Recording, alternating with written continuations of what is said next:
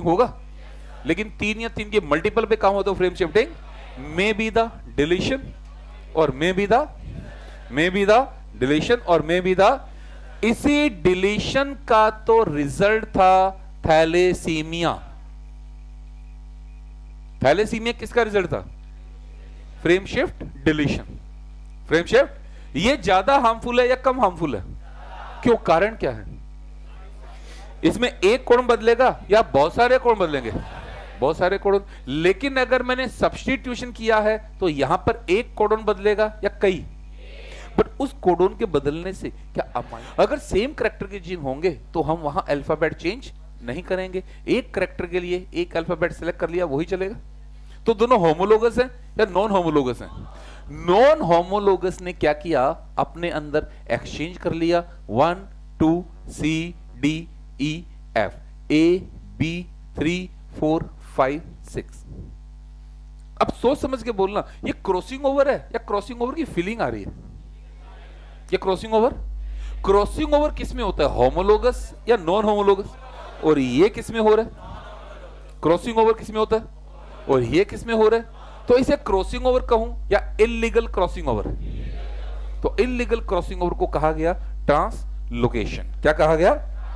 बिल्कुल सिंपल सी भाषा में दोबारा बताओ। एक टुकड़ा गायब हो गया, 2 बार आ गया, उल्टा हो गया, जुड़ गया और नॉन होमोलोगस पे चला गया। ट्रांसलोकेशन के 2 रिजल्ट हमारे पास है। एक है CML, क्रॉनिक माइलोजेनस ल्यूकेमिया, और दूसरा है बर्किट लिम्फोमा। बर्किट CML होता है 9 and 22, बर्किट लिम्फोमा है 8 and 14। ये दोनों ही डेंजरस कैंसर है। ल्यूकेमिया, लिम्फोमा क्या है? ये ल्यूकेमिया। ये क्या है? Both are the type of cancer, both are the type of. तो एनसीईआरटी क्या देगी? Chromosomal aberration are more common in cancer cell, more common in none. चलो अपना फ्लो चार्ट चेक करो सारे बच्चे। जीनोमेटिक म्यूटेशंस चेक कीजिए। हाँ, क्रोमोसोमल म्यूटेशन क्या था? कहां चेंज आ रहा था? क्रोमोसोम में या जीन में? या तो क्रोमोसोम की स्ट्रक्चर में चेंज आएगा या फिर क्रोमोसोम के, अगर स्ट्रक्चर में चेंज आएगा तो क्या कहेंगे इसे? अगर एक सेगमेंट गायब हो गया तो 2 बार आ गया, उल्टा हो गया, नॉन होमोलोगस पे चला गया। डिलीशन का example cri du chat. Translocation का एग्जांपल क्या हम कह सकते हैं? They are more common in cancer cell. अगर नंबर में चेंज आए तो वो क्या कहलाएगा? Genomatic mutation. नंबर में चेंज 2 तरह से आ सकता है। कितनी तरह से आ सकता है? या तो पूरा सेट चेंज होगा या 1 या 2 क्रोमोसोम। पूरा सेट बदल गया तो 1 या 2 क्रोमोसोम बदले तो। एन्यूप्लोइडी में अगर बढ़ गया तो, कम हो गया तो। यूप्लोइडी में अगर एक्स्ट्रा सेट सेम स्पीशीज का है तो और डिफरेंट स्पीशीज का है तो। कोई डाउट? कंटिन्यू करें बोर्ड पर। अब बच्चों कॉपी में लिखना है। एक छोटा सा टॉपिक है जो बहुत इंपॉर्टेंट है। हेडिंग डालो मोनोप्लॉइड। मोनोप्लॉइड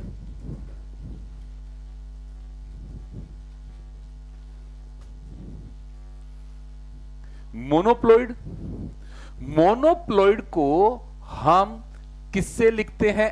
एक्स। किससे लिखते हैं? एक्स। मोनोप्लॉइड क्या होता है? लिखेंगे cell having single set of chromosome.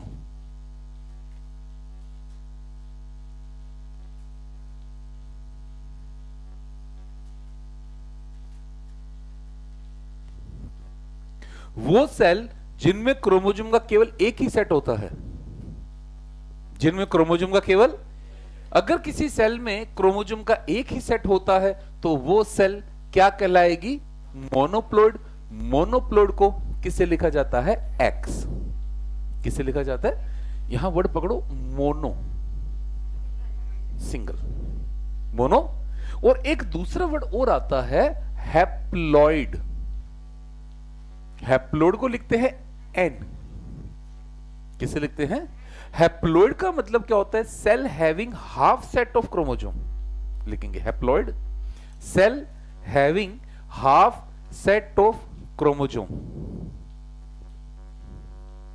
Cell having half set of chromosome,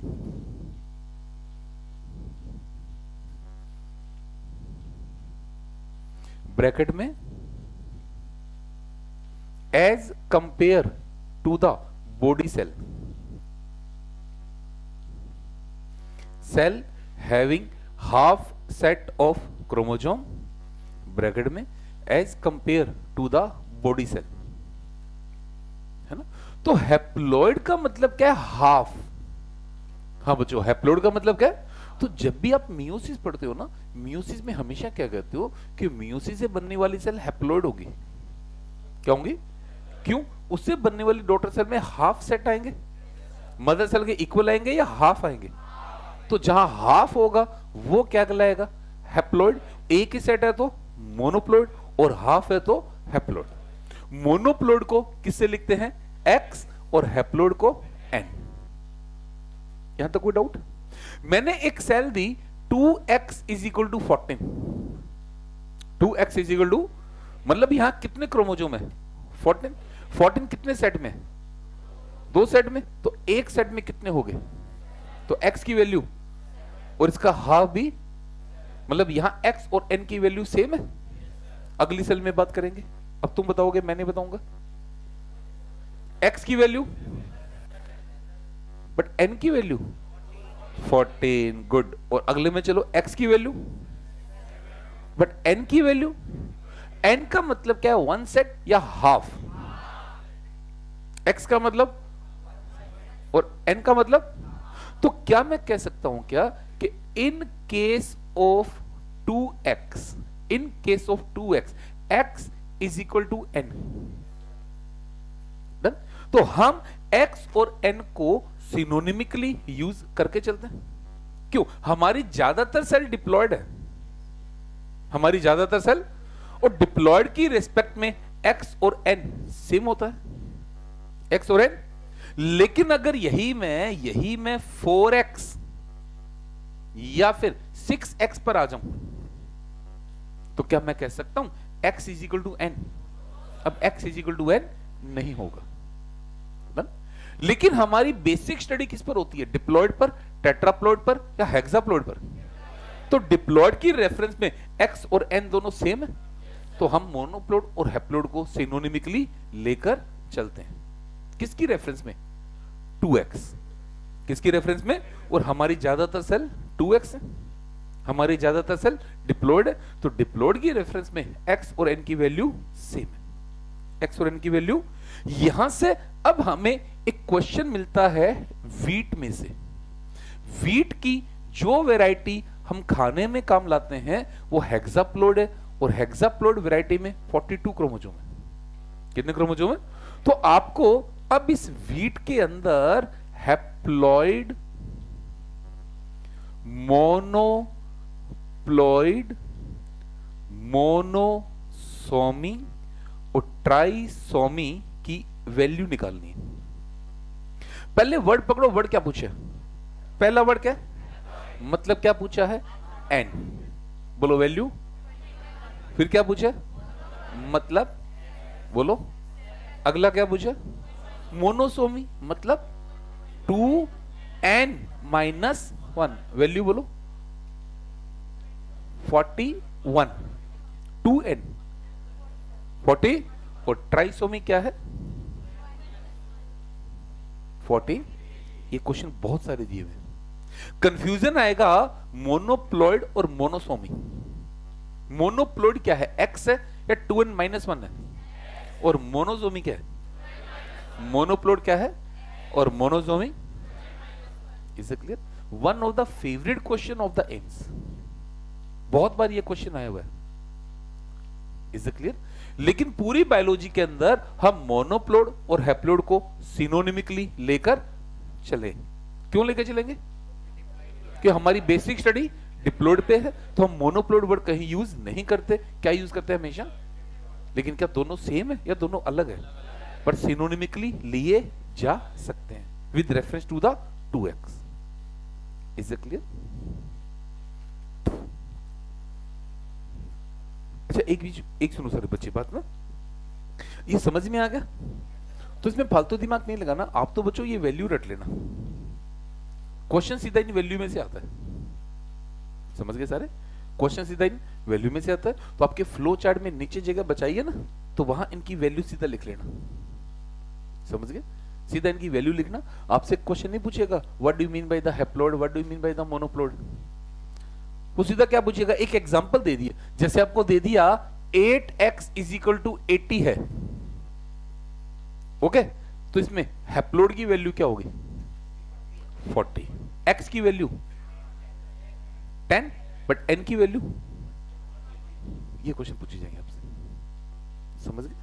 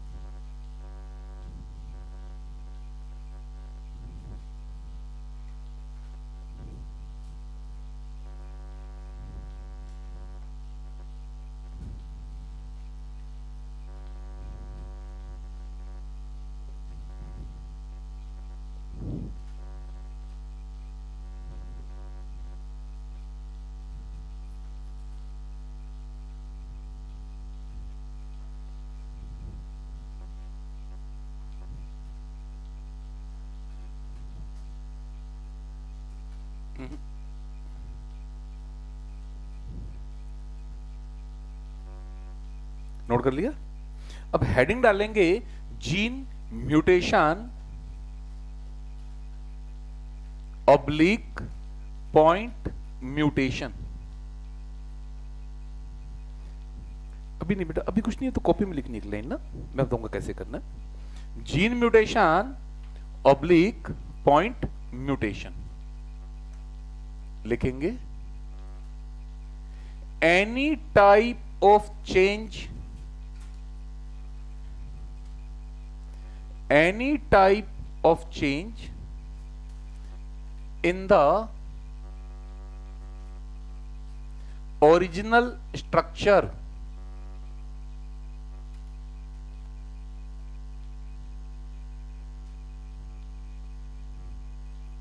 structure का तो बेटा सीक्वेंस लिखो, in the original sequence, in the original sequence of the nucleotide in a gene.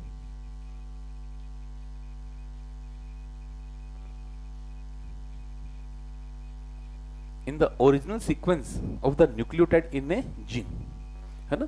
हमने जीन किसे कहा था? हमने जीन कहा था gene is a segment of DNA.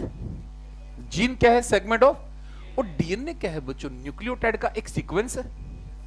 DNA क्या है? न्यूक्लियोटाइड का एक, उसकी सीक्वेंस में अगर किसी भी तरह का कोई भी चेंज अगर आ जाता है तो वो चेंज क्या कहलाएगा? हमारा जीन म्यूटेशन या फिर पॉइंट म्यूटेशन। क्या कहलाएगा? हमारा जीन म्यूटेशन या फिर, ये मेरे पास एक जीन है GATC GATC GATC, ये इसका ओरिजिनल सीक्वेंस है। क्या है इसका? ये क्या है इसका? ये अगर मैं यहां से A को हटा देता हूं तो याद करो क्या होगा? फ्रेम शिफ्ट होगा। और अगर मैं A को जोड़ देता हूं तो फ्रेम शिफ्ट में एक कोण बदलेगा या एक से ज्यादा कोण बदलेंगे? क्या इसमें नुकसान बहुत ज्यादा होगा? अब मैं क्या करता हूं, मैं A को हटाता नहीं हूं, मैं A की जगह क्या ले आता हूं? जी, सी या फिर टी। अब मैंने ए को हटाया या ए को रिप्लेस किया। अगर मैं रिप्लेस करता हूं तो वो क्या कहलाएगा, फ्रेम शिफ्ट या फिर सब्स्टिट्यूशन। सब्स्टिट्यूशन में एक कोडन बदलेगा या एक से ज्यादा कोड बदलेंगे। ज्यादा नुकसान किस में होता है, फ्रेम शिफ्ट में या सब्स्टिट्यूशन में। जीन म्यूटेशन कितनी तरह का है, कौन कौन सा। फ्रेम शिफ्ट कब होता है, याद करो बच्चों, फ्रेम शिफ्ट कब होता है, भूल गए मेरे बच्चे, याद है ना। फ्रेम शिफ्टिंग कब होगी, जब हम काम किस पर करेंगे। अगर एक या दो न्यूक्लियोटाइड पे वर्क हुआ है तो क्या फ्रेम शिफ्टिंग होगा, लेकिन तीन या तीन के मल्टीपल पे काम हो तो frame shifting may be the deletion और मे बी द डिलीशन और मे बी द। इसी डिलीशन का तो रिजल्ट था थैलेसीमिया। थैलेसीमिया किसका रिजल्ट था, frame shift deletion. Frame shift ये ज्यादा हार्मफुल है या कम हार्मफुल है, क्यों, कारण क्या है। इसमें एक कोण बदलेगा या बहुत सारे कोण बदलेंगे, बहुत सारे कोडन। लेकिन अगर मैंने सब्स्टिट्यूशन किया है तो यहां पर एक कोडन बदलेगा या कई। बट उस कोडोन के बदलने से क्या अमाइनो एसिड का बदलना श्योर है, नहीं बच्चों। म्यूटेशन साइलेंट भी तो होता है, साइलेंट भी तो। अब अगर हमने प्यूरिन को प्यूरिन से या पायरिमिडिन को पायरिमिडिन से रिप्लेस किया तो क्या कहलाएगा। और अगर प्यूरिन को पायरिमिडिन से या, ट्रांजिशन जो होते हैं वो 4 होते हैं लेकिन ट्रांसवर्जन 8 होते हैं। ट्रांसवर्जन कैसे, ए ये क्या है हमारा प्यूरिन, पायरिमिडिन, प्यूरिन। मैंने ए को टी से रिप्लेस किया, ट्रांजिशन या ट्रांसवर्जन। टी को जी से रिप्लेस किया, जी को सी से रिप्लेस किया, सी को ए से किया, तो गिनो ट्रांसवर्जन 8 है, 4 नहीं है 8 है।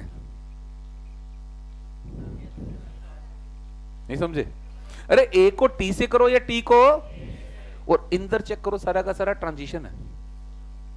ए की जगह जी आया या जी की जगह, ये क्या है, टी की जगह सी आया या सी की जगह टी आया। तो ज्यादा कॉमन कौन है, ट्रांजिशन या ट्रांसवर्जन, ज्यादा कॉमन कौन है, हाँ जी। ट्रांसवर्जन 8 होते हैं और ट्रांजिशन 4। ट्रांसवर्जन और ट्रांजिशन। मेरे पास एक एमआरएनए था, एमआरएनए में कोडोन था जीएजी। हाँ बच्चों क्या कोडोन था, जीएजी किसको कोड करेगा, ग्लूटामिक एसिड। किसको कोड करेगा, एक म्यूटेशन हुआ, म्यूटेशन में जीएजी की जगह आ गया जीएए। क्या आ गया, जीएए भी किसको कोड करेगा, ग्लूटामिक एसिड। हाँ बच्चों किसको कोड करेगा, चलो बताओ, म्यूटेशन हुआ या नहीं हुआ, कोडोन बदला या नहीं बदला, अमाइनो एसिड बदलेगा नहीं बदलेगा, प्रोटीन बनेगी नहीं बनेगी, वही बनेगी दूसरी बनेगी। क्या इस म्यूटेशन का कोई विजिबल इफेक्ट आएगा, क्या कहेंगे इसे, क्या मैं कह दूं म्यूटेशन से सेम प्रोटीन बन सकता है, सेम प्रोटीन। एक दूसरा म्यूटेशन हुआ, जीएजी की जगह आ गया जीयूजी, जीयूजी किसको कोड करेगा। अब बताओ म्यूटेशन हुआ या नहीं हुआ, कोडोन बदला नहीं बदला, अमाइनो एसिड प्रोटीन बनी या नहीं बनी, वही बनी या दूसरी बनी, क्या कहलाएगा। और तीसरा म्यूटेशन करते हैं, अब आ गया यूएजी। क्या आ गया, यूएजी एक स्टॉप कोडोन है। क्या है एक, क्या स्टॉप कोडोन को नॉनसेंस कोडोन भी कहते हैं। अगर नॉनसेंस कोडोन आ गया तो क्या कहलाएगा, नॉनसेंस म्यूटेशन। अब अगर नॉनसेंस कोडोन कहीं बीच में आया तो प्रोटीन क्या होगी, और अगर सेकंड पोजीशन पे आ गया तो बन ही। क्या हमारा म्यूटेंट जीन सेम प्रोटीन बना सकता है, क्या डिफरेंट प्रोटीन बना सकता है, क्या इनकम्प्लीट प्रोटीन बना सकता है, और हो सकता है प्रोटीन। इस मिससेंस का ही तो रिजल्ट था सिकल सेल एनीमिया। क्या रिजल्ट था, सिकल सेल एनीमिया को। अब बच्चों थैलेसीमिया से कंपेयर करो, थैलेसीमिया क्या केस है, फ्रेम शिफ्टिंग है या सब्स्टिट्यूशन है, और sickle cell anaemia. Sickle cell anaemia पे दोबारा गौर करो, सिकल सेल एनीमिया ट्रांजिशन है या ट्रांसवर्जन है?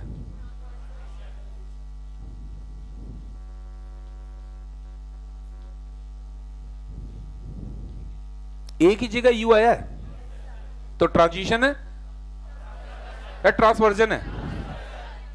Very good. अब दोबारा चलेंगे, पहला बोलो क्या है ये? फ्रेम शिफ्टिंग है या सब्स्टिट्यूशन है? सब्स्टिट्यूशन में ट्रांजिशन है, ट्रांसवर्जन है? मिस सेंस है, नॉन सेंस है या साइलेंट है? क्या अमाइनो एसिड बदला नहीं बदला? प्रोटीन बनेगा नहीं बनेगा? वही बनेगा, दूसरा बनेगा। क्या जरूरी है म्यूटेशन का हमेशा साइड इफेक्ट देखने को मिले? मिल भी सकता है। कौन सा म्यूटेशन ज्यादा हार्मफुल है? कौन ज्यादा हार्मफुल है? कोई डाउट? क्वेश्चन लिखो। A mRNA molecule have 100 codon. A mRNA molecule have 100 codon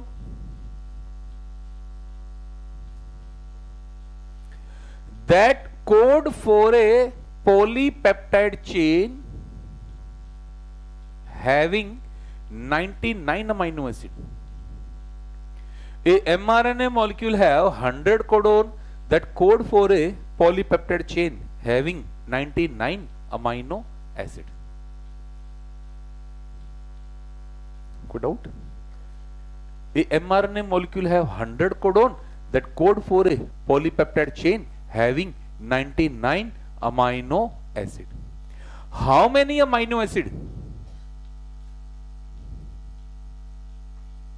How many amino acid remain unchanged? How many amino acid remain unchanged in forming polypeptide chain if following mutation occur?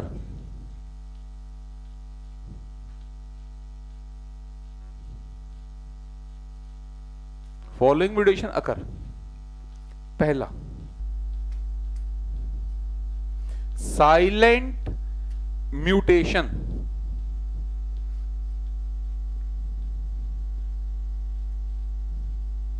हाँ बोलिए।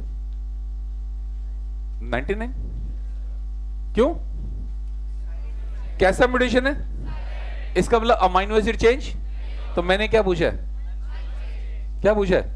क्या same polypeptide chain बन जाएगी? Answer 99।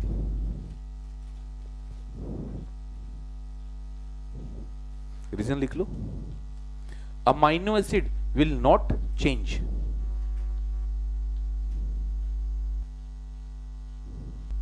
Thus, same protein will be formed. Amino acid will not change. Thus, same protein will be formed. दूसरा लिखेंगे मिससेंस mutation. हाँ अब बोलो। 90 क्यों? मिससेंस है मतलब अब वही अमाइनो एसिड आएगा या अमाइनो एसिड बदलेगा? कितना बदलेगा? तो मैंने क्या पूछा? अनचेंज। तो 98 तो वही आएंगे बट एक आंसर 98 लिख लेंगे। Only one amino acid will change. Only one amino acid will change. Thus, different protein will form.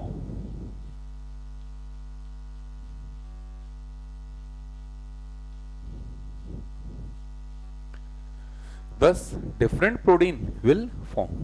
Okay. तीसरा, nonsense mutation.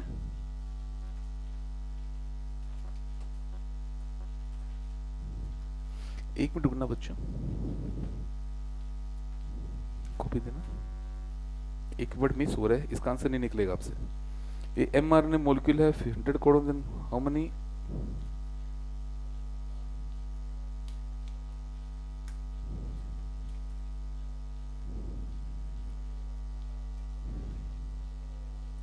If following mutation occur at the 50th codon जोड़ो, अब आंसर आ जाएगा।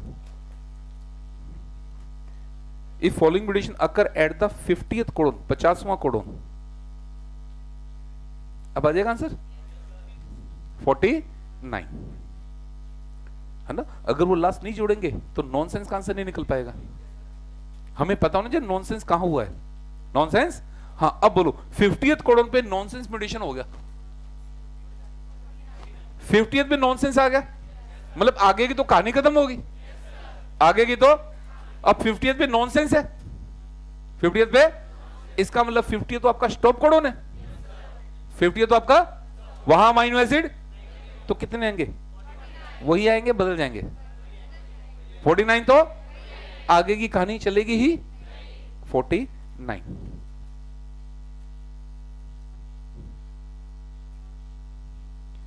लिख लेंगे incomplete protein will form.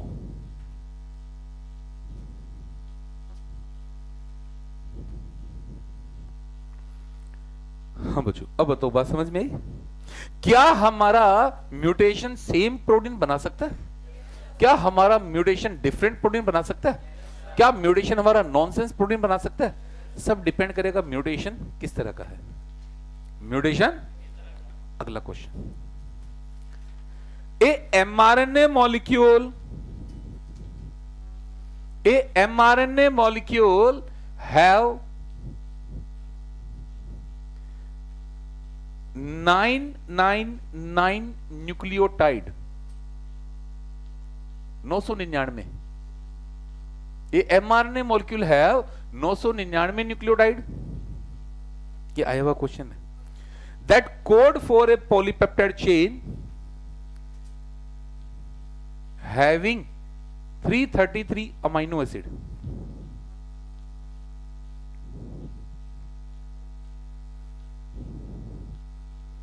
Code for a polypeptide chain having 333 amino acid. हाँ बच्चों, अभी क्वेश्चन अधूरा है, यहां तक समझ लो। कितने न्यूक्लियोटाइड है? इसका मतलब यहां कोडोन कितने हैं, तो कितने अमीनो एसिड है? 333 आने तो नहीं चाहिए, 332 ही आने चाहिए, बट क्वेश्चन में गिवन था, मैंने वही लिख दिया। क्वेश्चन ऐसा था, question how many amino acid,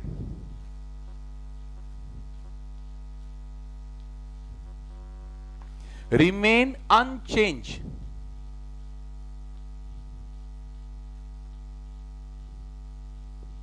in forming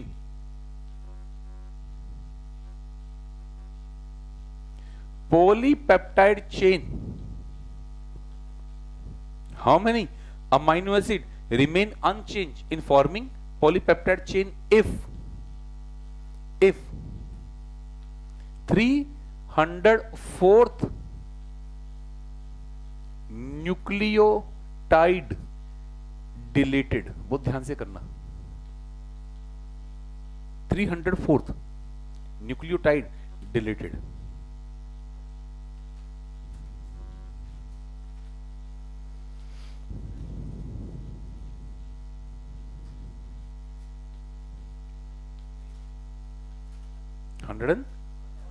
बिल्कुल सही, नहीं हुआ कई बच्चों से। बोर्ड पर आओ, क्या बोला है? 304th न्यूक्लियोटाइड, तो 304th को 3 से डिवाइड करें तो ये वैल्यू 102 के आसपास जाएगी। 101 नहीं, अपर वैल्यू लो। इसका मतलब आपका 102 कोडोन वही है या बदल गया? बदल गया, 304th डिलीट हो गया, छोड़ देते हैं। ये mRNA क्या है? ये यहां पहला न्यूक्लियोटाइड है और यहां 999वां न्यूक्लियोटाइड है। ओके, ये यहां है 301, 302, 303, 304। कौन सा है ये? 301, 302, 303, 304। 304 से पहले अनचेंज। 304 से पहले कितने न्यूक्लियोटाइड है? इसका मतलब कितने कोडोन है? 303। कितने कोडोन है? ये कोडोन, मैंने इसको हटाया, इसको, तो ये और इसके बाद के सारे कोडोन। तो मैंने क्या पूछा, क्या पूछा, लिख लो solution. 304th nucleotide is the part of 102 codon. 304th nucleotide is the part of 102 codon.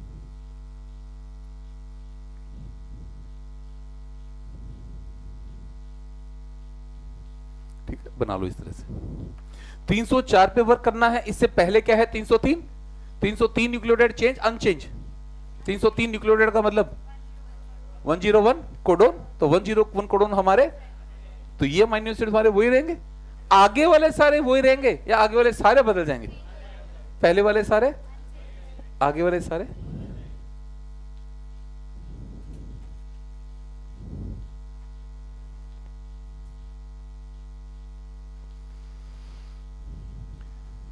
Clear? खूब सारे क्वेश्चन आते हैं म्यूटेशन से, न्यूमेरिकल टाइप के। एक म्यूटेशन और एक जेनेटिक कोड, इनके कुछ क्वेश्चन मैं भेजूंगा आज। ठीक है,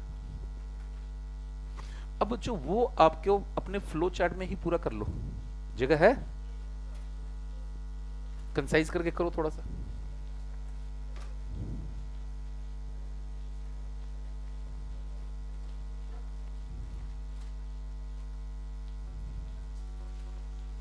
थोड़ा ऊपर नीचे करके सेट कर लो। फ्रेम शिफ्ट छोटा सा ही है।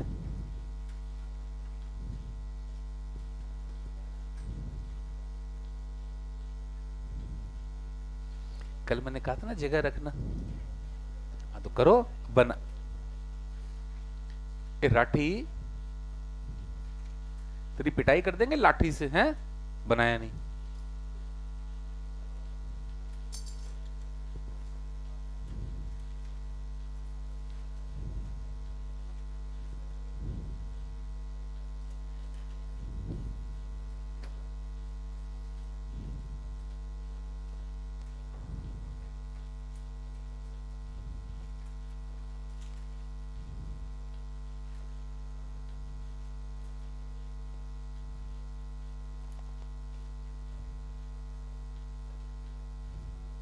छोटी सी है नीतू,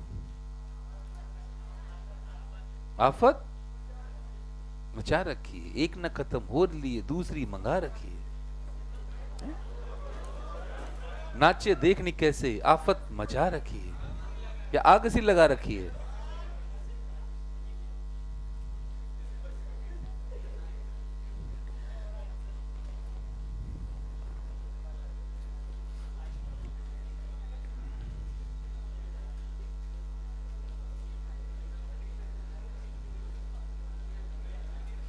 ये इतनी भीड़ कैसे हुई इस बैच में यार?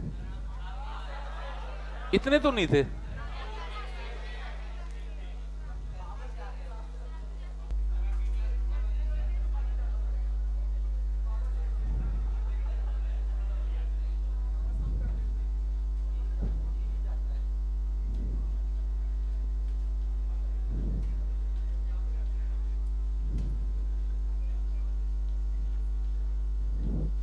चलो बच्चों, म्यूटेशन खत्म करके आज हम डीएनए फिंगरप्रिंटिंग स्टार्ट करेंगे।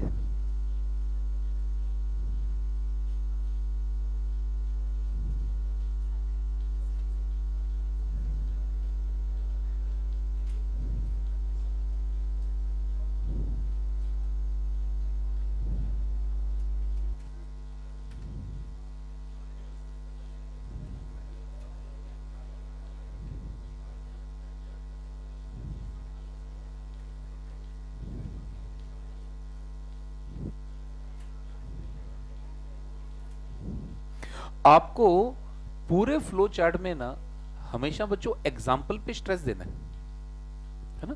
क्वेश्चन ज्यादातर क्या था, match the following, match the. जैसे सिकल सेल एनीमिया किस कैटेगरी का एग्जांपल है? सिकल सेल एनीमिया में और थैलेसीमिया में एक बहुत बड़ा अंतर और है, वो हम क्लासिकल में समझेंगे, क्वालिटेटिव एंड क्वांटिटेटिव, है ना। उसको डिटेल अपन क्लासिकल में समझेंगे, वैसे तो यहां पे समझ में आ जाएगा। सिकल सेल एनीमिया में हीमोग्लोबिन तो बन गया या नहीं बना, बट वही बना या दूसरा बना? तो क्वांटिटी बदली या क्वालिटी? थैलेसीमिया में बन ही नहीं पाया और यहां दूसरा बना, तो वहां क्या बदला, क्वालिटी या क्वांटिटी? और यहां तो sickle cell anaemia qualitative disorder है और थैलेसीमिया क्वांटिटेटिव। थैलेसीमिया आपको सर ने कराया है, सिकल सेल एनीमिया हम क्लासिकल में करेंगे फुल डिटेल, ठीक है। 3 डिसऑर्डर मैं कराऊंगा, sickle cell anaemia, haemophilia, colour blindness. और तब तू गायब होएगी, तभी तो करूं गायब होएगी, तभी तो तू गायब होएगी। तो जब तूने पढ़ लिया फिर क्यों करेगी, क्यों दोबारा क्यों करेगी? ट्यूबलाइट है तू।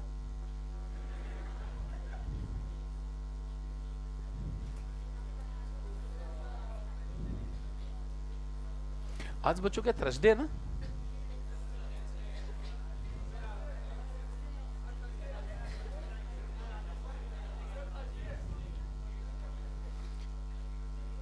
मतलब मंडे से हमारा बायोटेक शुरू हो जाएगा। पहले बायोटेक है पहले क्लासिकल? पहले क्लासिकल, पहले बायोटेक कर लो। सुनो बच्चों, सुनो, ए बच्चों, बायोटेक के क्वेश्चन ज्यादा आते हैं। जो टॉपिक पहले होगा ना उसके नंबर ऑफ पेपर ज्यादा मिल जाएंगे। क्लासिकल के आजकल इतने ज्यादा क्वेश्चन नहीं आते। बायोटेक बहुत ही छोटे छोटे चैप्टर हैं और बायोटेक से फिक्स क्वेश्चन मानकर चलो 10 आएंगे ही आएंगे।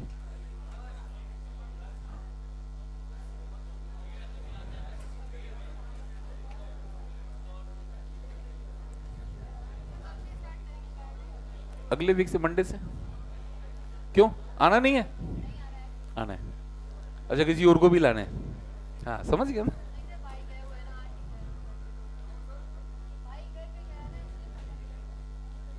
मंडे से बायोटेक शुरू हो जाएगा हमारा,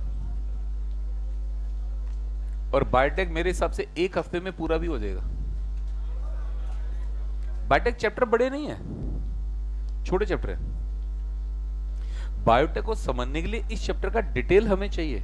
बायोटेक बड़ा नहीं है। क्लासिकल फिर लेंदी है। क्लासिकल में करीबन करीबन मानो आप 3 वीक लगेंगे। 3 वीक, 18 लेक्चर, 17 से 18।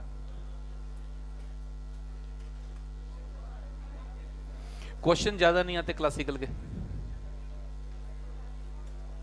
अरे कई बार तो पता है क्या होता है यार, जैसे था ना माइक्रो ह्यूमन वेलफेयर, वो साला टुच्चू सा 1 लेक्चर का चैप्टर है, 1 पेज का चैप्टर है।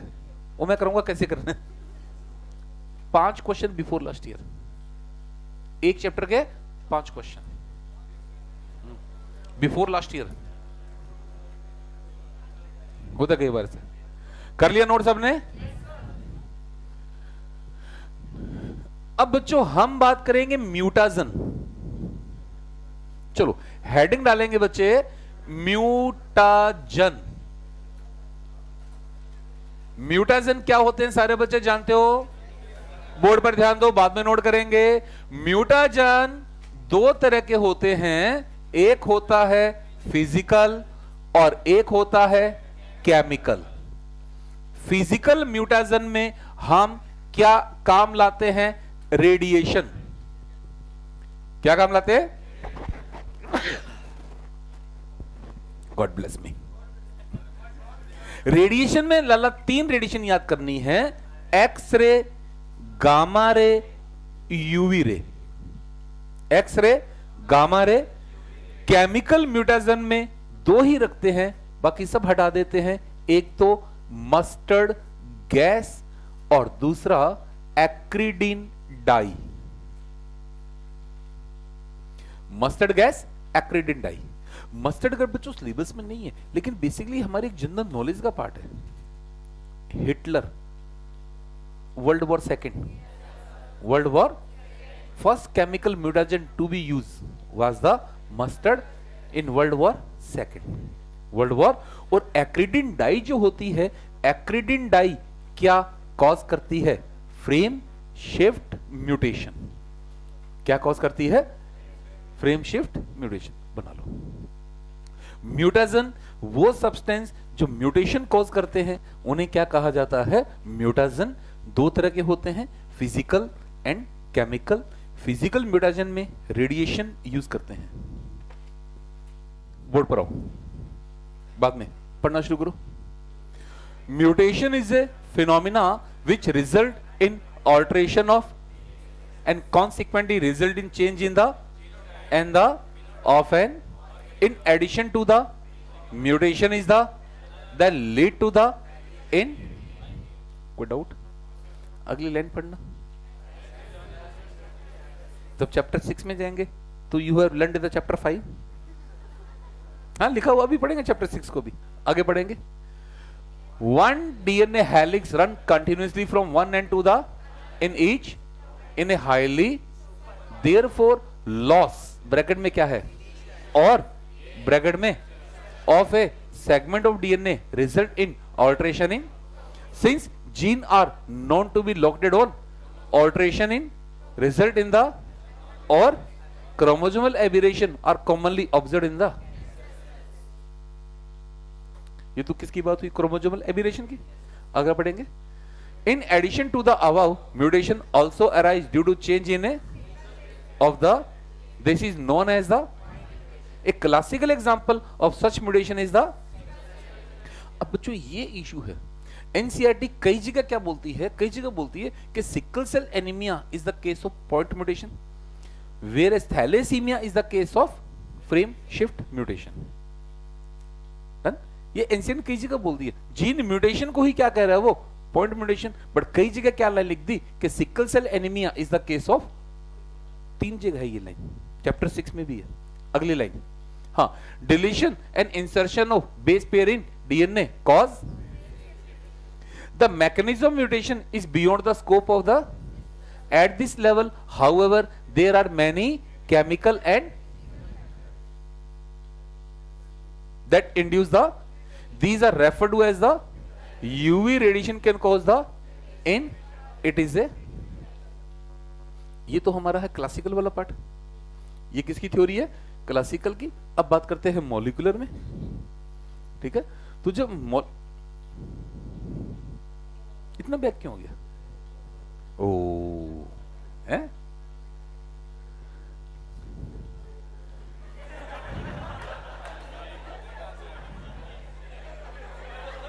मैं कहने वाला था, अरे भाई सराउंडिंग चेक करो, हैं? रिट्रोग्रेशन हो गया ये तो, या तो म्यूटेशन हुआ या कुछ और चक्कर है। हाँ, या तो म्यूटेशन हो गया या चेक करना पड़ेगा जंगल कौन गया था। आ जाओ बोर्ड पर, start. Mutation and the relationship between gene and DNA are best understood by the mutation you have about and it's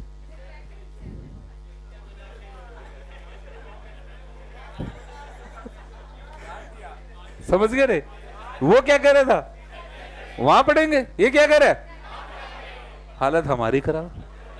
तो हमने देख लिया, हमने सारा।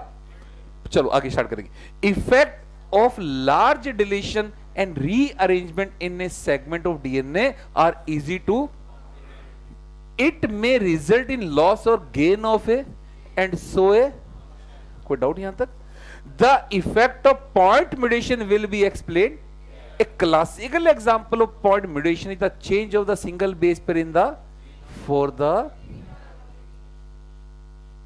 समझ गए? फिर से क्या बोल दिया? Sickle cell anaemia point mutation. Point आगे पढ़ेंगे। In the change of the amino acid residue glutamate to the, it result into a disease condition called as the effect of point mutation that insert or delete a base in structural gene can be best understood by the following simple example. बहुत प्यारा example है। Ram has red cap, फिर एक हटा रहे हैं या एक जोड़ रहे हैं, समझोगे सर? सारा सेंस ही बदल जाता है। कहां से सेंस बदलेगा? उसके आगे या पीछे? पीछे का सेंस, बट आगे का सारा सेंस। तो जहां आपने इंसर्शन किया या डिलीशन किया उसे आगे का सारा सेंस बदल जाएगा, बट पीछे का सारा सेंस। Is it clear? तो दोनों चैप्टर में मिक्स है टॉपिक, और फिर ये टॉपिक थोड़ा सा इवोल्यूशन में भी है और फिर डिजीज में भी है, बिखरा हुआ टॉपिक है ना।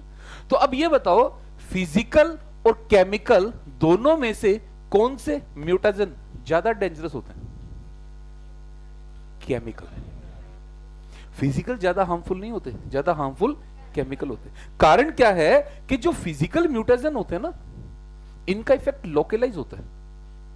इनका इफेक्ट ये बॉडी के केवल उसी पार्ट को अफेक्ट करेंगे जिस बॉडी पार्ट को एक्सपोज किया गया है। इसलिए तो फिजिकल म्यूटेशन को हम या फिजिकल या रेडिएशन को हम डायग्नोज में भी काम लाते हैं।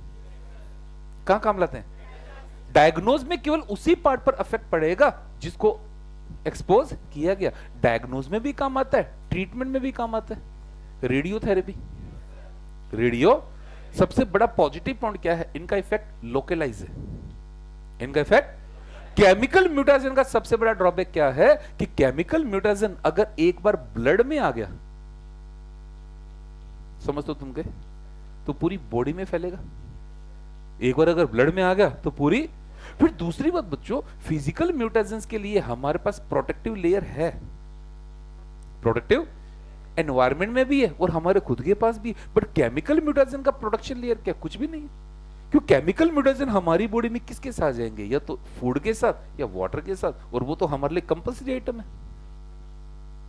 वो तो हमारे लिए किसके साथ जाएगा? या तो फूड या वाटर, वो तो कंपल्सरी आइटम है, उनके बिना तो रह नहीं सकते, उनके बिना तो आज एनवायरनमेंट में बहुत तरह के म्यूटेशन है, इन दोनों का तो सोर्स बना हुआ है, या तो फूड या वाटर। और दुखी की बात क्या है कि अगर ब्लड में आ गया, अगर, तो कहीं भी पहुंच सकता है। और अगर वो गोनेड्स में पहुंच गया तो अगली जनरेशन भी खराब होगी। अगर गोनेड्स तक नहीं पहुंचा तो केवल वही खराब होगा जिसको मिला, लेकिन गोनेड्स में पहुंच गया तो इसका इफेक्ट अगली जनरेशन पर भी आएगा, कि जर्मिनल म्यूटेशन हो जाएगा। कैसा म्यूटेशन हो जाएगा? तो कौन सा ज्यादा डेंजरस है, फिजिकल या chemical? Chemical mutation are much more hazardous than the physical mutation. Is it clear? Physical जो होते हैं इनको हम रेडियो डायग्नोज में काम लाते हैं, ट्रीटमेंट में काम लाते हैं। सबसे बड़ा प्लस पॉइंट क्या है इनका? कि इनका इफेक्ट लोकलाइज है। इनका इफेक्ट एक्सरे, सीटी स्कैन करवाते नहीं करवाते, केवल बॉडी के उसी पार्ट पर इंपैक्ट आएगा जिसको एक्सपोज किया जाता है। तो जब करवाते हैं बाकी पूरी बॉडी को ढक देते हैं ना, कि और कोई पार्ट अफेक्ट ना हो। और सबसे बड़ी बात कि जहां रेडियो डायग्नोस टेस्ट होते हैं वहां पे एंट्री भी रेस्ट्रिक्टेड होती है। क्यों? लीकेज का खतरा तो रहता है रेडिएशन का, हमेशा रेडिएशन के लीकेज का खतरा रहता है, तो एरिया थोड़ा सा प्रोहिबिटेड होता है, specially for the pregnant lady. Specially for the pregnant lady उनके लिए तो बिल्कुल ही रेस्ट्रिक्टेड एरिया है, उनको वहां एंटर करना ही नहीं। आपने मॉल वगैरह में देखा भी होगा ना कि जो चेकिंग होती है, अगर प्रेग्नेंट लेडी है तो उसको साइड से निकालते हैं ना, वो डिटेक्टर नहीं यूज करते ना, ठीक है, हम चांस रहता है। ओके, लाइन लिखेंगे। Mustard gas was the first chemical mutation. Mustard gas was the first chemical mutation to be use during World war second. Mustard gas was the first chemical mutation to be used during World War II.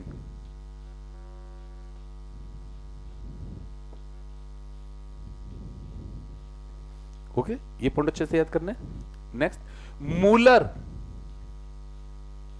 Müller first of all use x-ray. Muller first of all use X-ray to induce mutation. To induce mutation in fruit fly. Muller first of all use X-ray to induce mutation in fruit fly.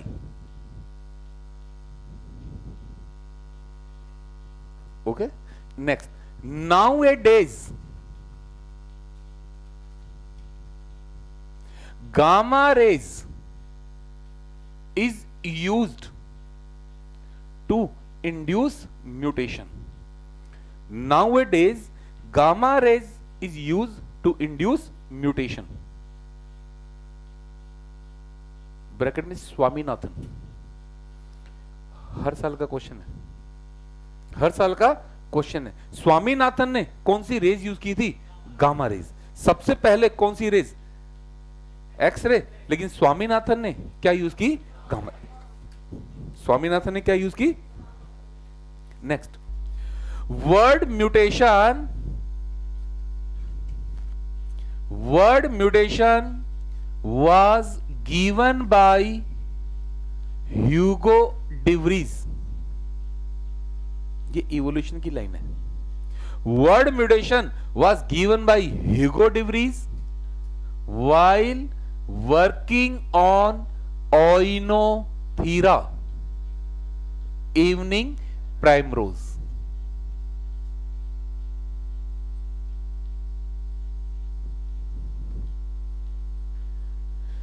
Mutation word सबसे पहले किसने दिया है? Hugo de Vries while working on Oenothera evening primrose. I have a question.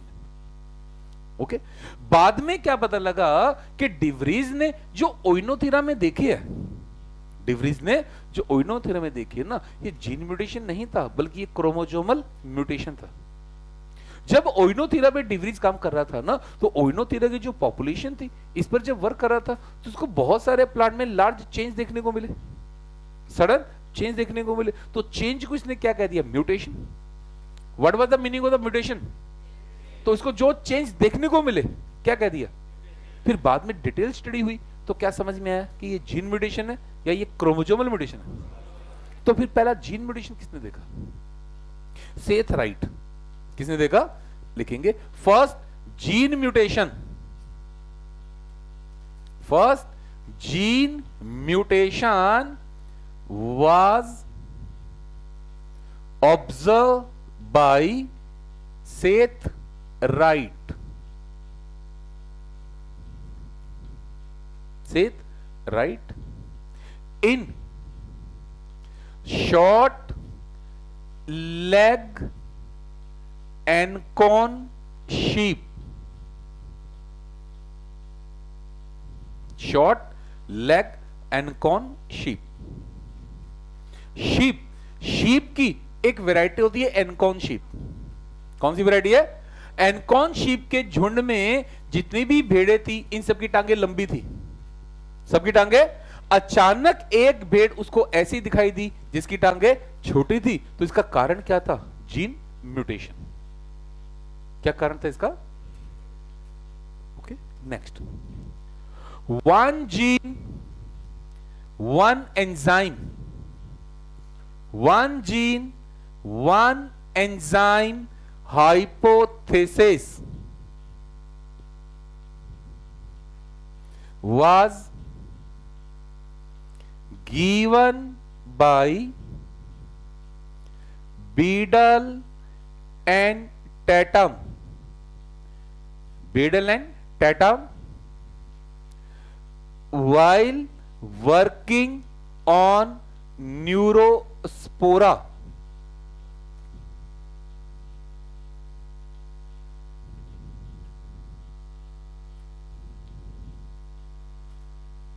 अपने experiment के लिए इन्होंने Neurospora के दो टाइप यूज किए। एक होता है ऑक्सोट्रॉप्स। कौन होता है? चलो पहले प्रोटोट्रॉप्स लिखते हैं। एक होता है प्रोटोट्रॉप्स। हाँ बच्चों, एक कौन होता है? प्रोटोट्रॉप्स, और एक होता है ऑक्सोट्रॉप्स। प्रोटोट्रॉप्स एंड द, जो प्रोटोट्रॉप्स होता है वो वाइल्ड होता है और जो ऑक्सोट्रॉप्स है वो म्यूटेंट है। प्रोटोट्रॉप्स तो क्या होता है? वाइल्ड, और ऑक्सोट्रॉप, इन्होंने प्रोटोट्रॉप्स में म्यूटेशन करवाया एक्स रे से या फिर यूवी रे से। एक्स रे या यूवी रे से म्यूटेशन करवाकर क्या बनाया? ऑक्सोट्रॉप्स। ऑक्सोट्रॉप्स क्या है? वाइल्ड है या म्यूटेंट है? प्रोटोट्रॉप्स क्या है? और ऑक्सोट्रॉप्स म्यूटेंट। नोट कर लेंगे। प्रोटोट्रॉप्स तो वाइल्ड है और ऑक्सोट्रॉप म्यूटेंट है।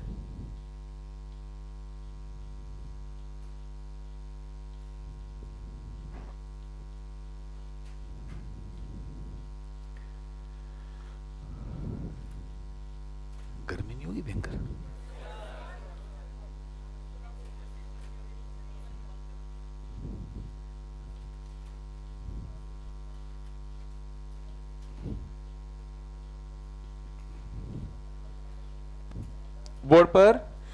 ये जो न्यूरोस्पोरा होता है, बोर्ड पर ध्यान देंगे बच्चों, न्यूरोस्पोरा को अपनी ग्रोथ के लिए एक अमाइनो एसिड जरूरी होता है जिसका नाम है आर्जिनिन। क्या नाम है? ये जो आर्जिनिन है, arginine is essential, arginine is essential for growth. हाँ, आर्जिनिन किसके लिए एसेंशियल है?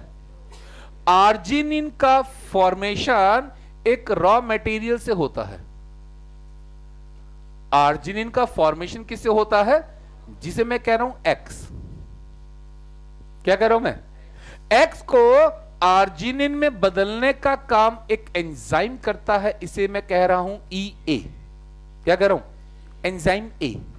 एंजाइम जो क्या बनाएगा? आर्जिनिन। और EA का फॉर्मेशन एक जीन करता है, इसे मैं कह रहा हूं GA। Gene A. ओके, चलेगा, ठीक है। हाँ जी, GA, जीन ए क्या बनाएगा? Enzyme A. क्या बनाएगा? और वो एंजाइम ए रॉ मटेरियल को किस में बदलेगा? आर्जिनिन। किस में बदलेगा? और आर्जिनिन न्यूरोस्पोरा की ग्रोथ के लिए एसेंशियल है। ये मैंने एक कल्चर मीडियम लिया। हाँ बच्चों, क्या लिया मैंने? एक इस कल्चर मीडियम में हमने क्या भर लिया? Raw material. क्या भर लिया हमने इसमें? और रॉ मटेरियल भरने के बाद हमने इसमें एक न्यूरोस्पोरा को ग्रो करवाया। किसको ग्रो करवाया? ये जो न्यूरोस्पोरा है, ये न्यूरोस्पोरा वाइल्ड है। वाइल्ड है या म्यूटेंट है? वाइल्ड होने का मतलब इसके पास GA है या नहीं है? वाइल्ड है, GA, तो इसमें एंजाइम ए बनेगा, तो यहां आर्जिनिन, तो यहां ग्रोथ हो जाएगी। यहां ग्रोथ। अब हम एक दूसरा मीडियम लेते हैं। इस मीडियम के अंदर भी हमने क्या भर लिया? Raw material. ये दूसरा कल्चर मीडियम है। दूसरे कल्चर मीडियम के अंदर भी हमने क्या भर लिया? Raw material. हाँ बच्चों, क्या भर लिया? यहां पर भी मैंने एक न्यूरोस्पोरा को ग्रो कराया, लेकिन ये जो न्यूरोस्पोरा है ये म्यूटेंट है। क्या है ये? GA म्यूटेंट है। क्या है ये? अगर ये म्यूटेंट है तो इसका मतलब अब इसके पास GA है या नहीं है? इसका मतलब एंजाइम ए, इसका मतलब यहां आर्जिनिन, तो इसका मतलब यहां ग्रोथ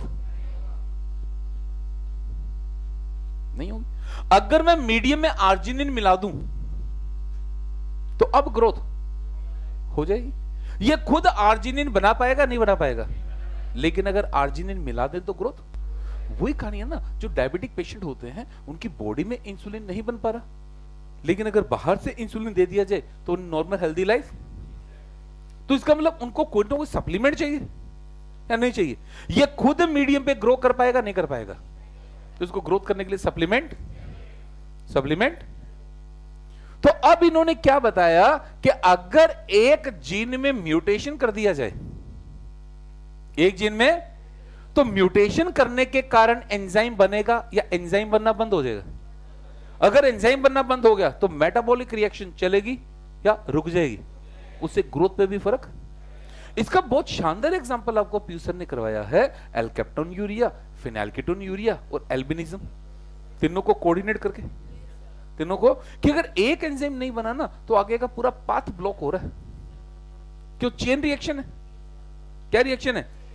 चेन रिएक्शन है। अगर एक एंजाइम नहीं बना तो एक प्रोडक्ट दूसरे में नहीं बदला तो वही ब्लॉक हुआ या आगे का पूरा पाथ ब्लॉक हो गया। इसकी शुरुआत जो की थी ना, शुरुआत की थी गैरेड ने। गैरेड, ये क्लासिकल में आएगा बच्चों। शुरुआत किसने की थी? गैरेड ने क्या बताया था? गैरेड ने बताया था 1 mutant gene is equal to 1 metabolic disorder. हाँ बच्चों, गैरेड ने क्या बताया?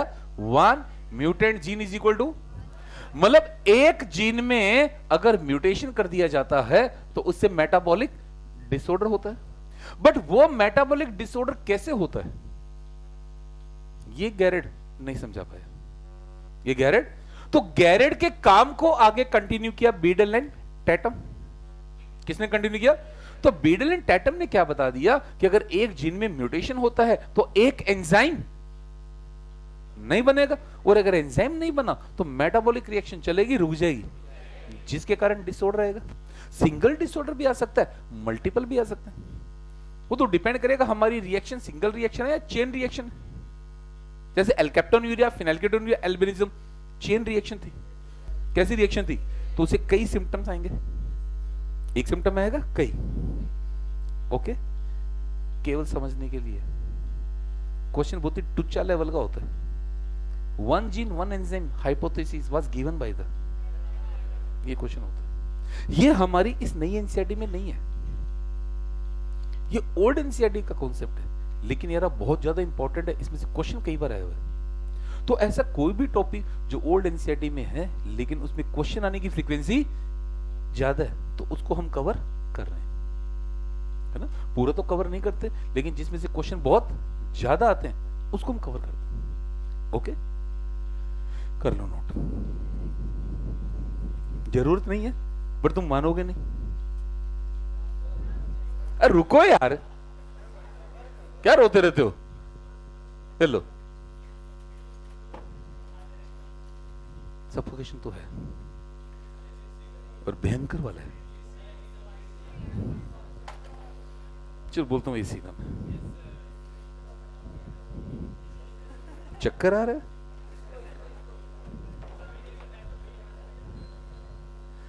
एसी ऑन करो यार। न्यूरोस्पोरा को पिंक मोल्ड भी कहते हैं, ठीक है। मेंबर ऑफ द एस्कोमाइसिड्स, 4 और 8 ascospore, endogenous in origin. Neurospora पर ही तो प्रूव हुआ था crossing of occur in the tetrad. वही तो मैं बता रहा हूं, पढ़ाना छोड़ा है, भूले थोड़ी ना है।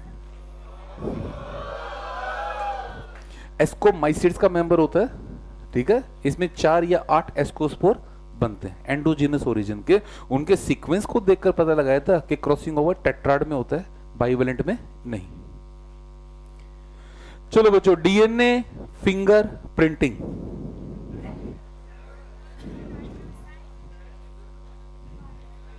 क्या हुआ?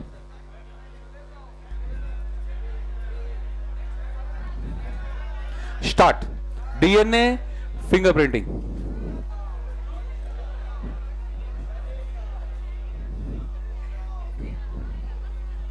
Start.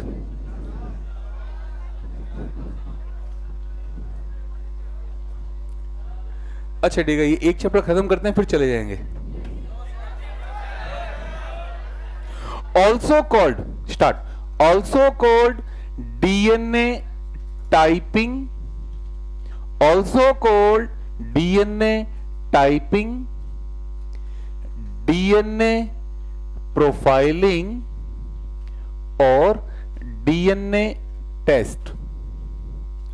Also called DNA typing, DNA profiling और डीएनए टेस्ट, इसी का नाम है डीएनए टाइपिंग, डीएनए प्रोफाइलिंग या फिर DNA test. It is a technique, it is a technique to identify a person, it is a technique to identify a person on the basis of its DNA specificity. It is a technique to identify a person on the basis of its DNA specificity. It is a technique to identify a person on the basis of its DNA specificity. Father of DNA fingerprinting, sir Alec Jeffreys. Father of DNA fingerprinting, sir Alec Jeffreys. Sir degree दी इनको, Alec Jeffreys. Father of DNA fingerprinting sir Alec Jeffreys. The technique of DNA fingerprinting was initially developed by the Alec Jeffrey. In India, technique were started by Dr. Lalji Singh and Dr. V.K. Kashyap. In India, technique were started by Dr. Lalji Singh and Dr.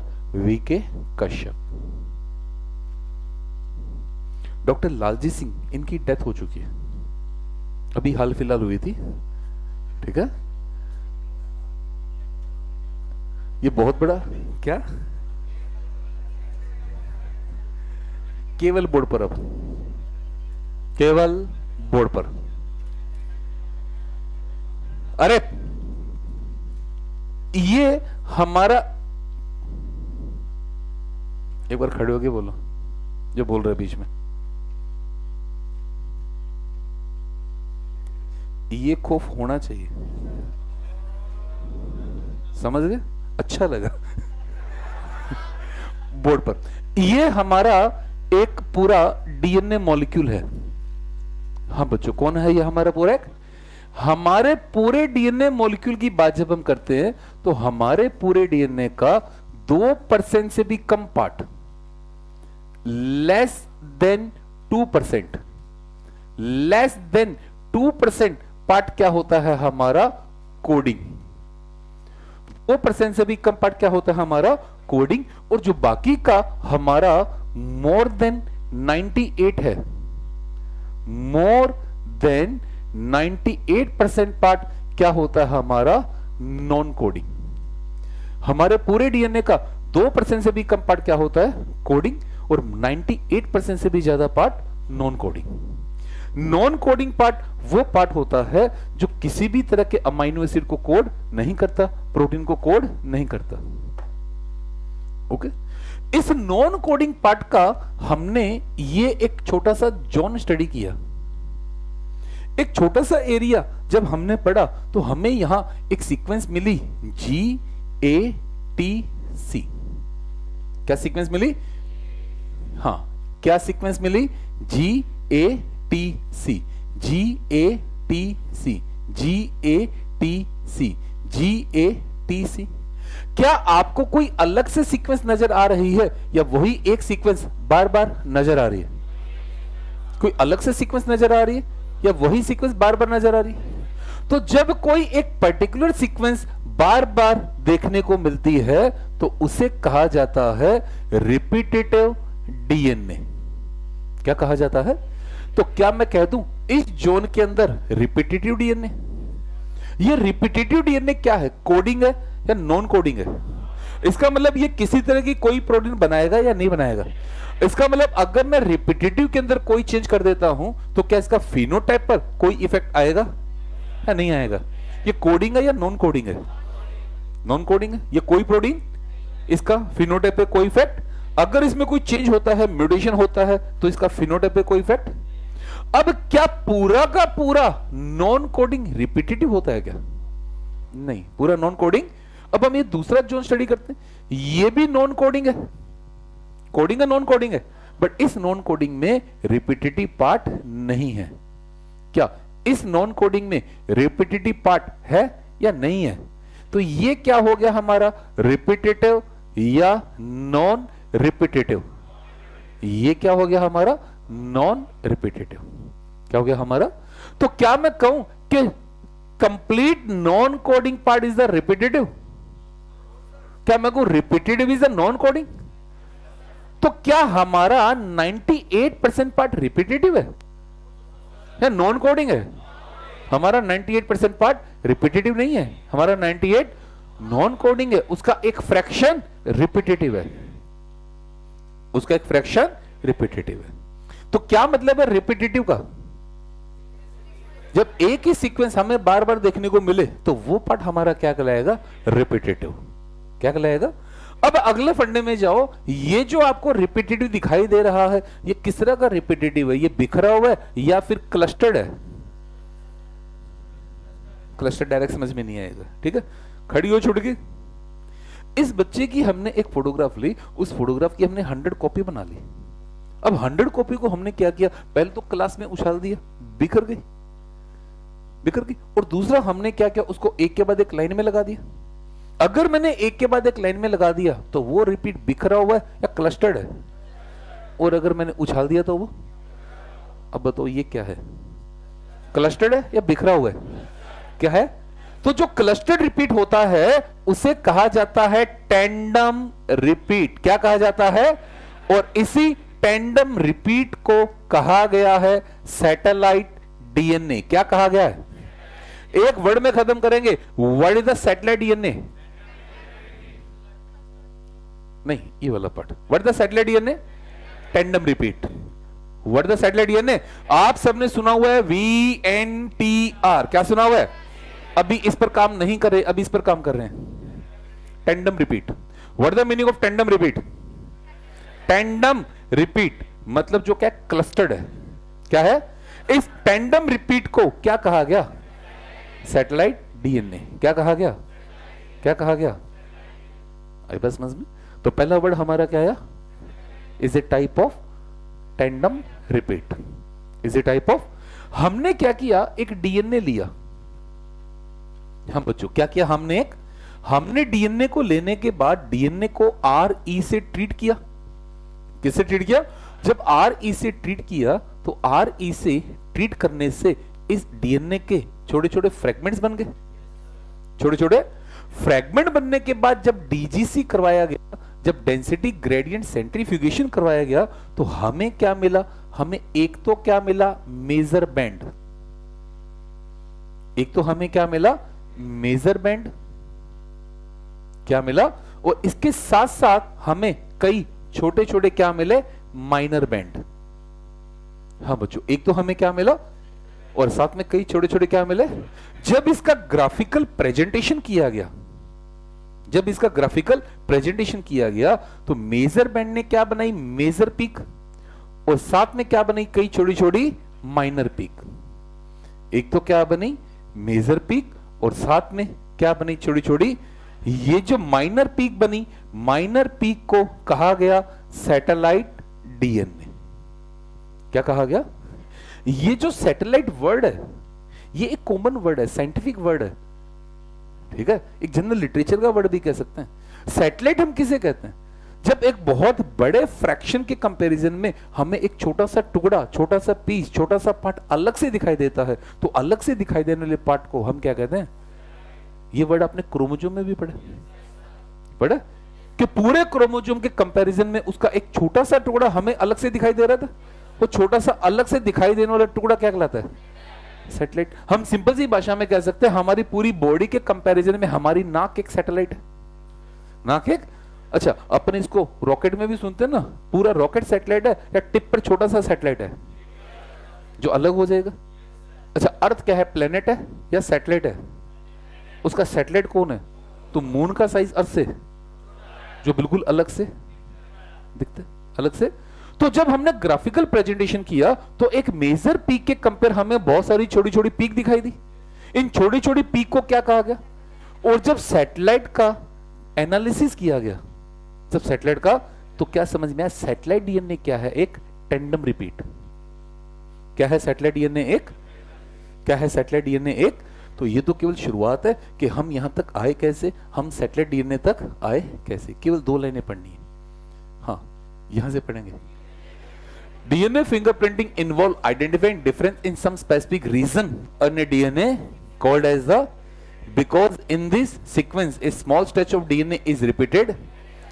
These repetitive DNA are separated from as a during the bulk DNA form a and the other small peak are referred to as the, बस यहीं तक आए हम। जो bulk DNA है वो तो क्या बनाएगा, मेजर पीक या माइनर पीक, और उसके साथ साथ क्या मिलेगी हमें, माइनर पीक को क्या कहा गया, माइनर पीक को क्या कहे, इज इट क्लियर? लिखेंगे satellite DNA is a type of tandem repeat. Satellite DNA is a type of tandem repeat. Satellite DNA is a type of tandem repeat which can be easily separated, which can be easily separated from bulk genomic DNA, which can be easily separated from bulk genomic DNA as a different peak, as a different peak during density gradient centrifugation, during density gradient centrifugation.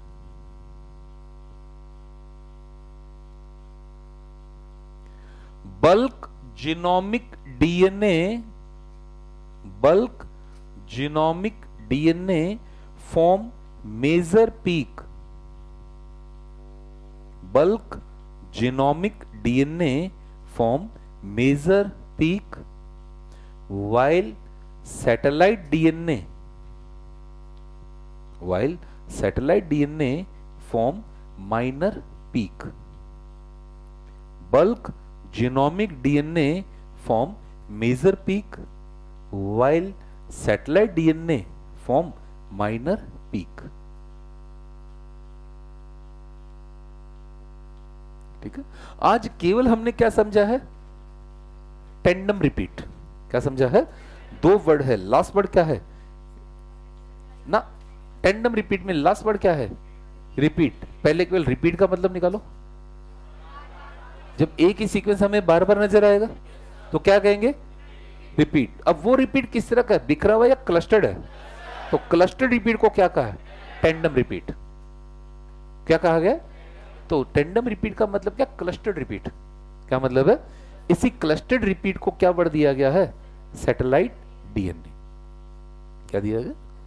पूरा copy में note होगा. हाँ बच्चों सुनो, कल सभी compulsory NCERT रखना, क्योंकि जो डीएनए फिंगरप्रिंटिंग का बेस है वो ये डायग्राम है. इसी डायग्राम से सारा हमें समझना है. ठीक है, यही डायग्राम चलेगा पूरे फिंगरप्रिंटिंग के अंदर. ठीक है, तो याद रख के एनसीईआरटी लेकर आना सर. ठीक है, थैंक यू, गुड नाइट.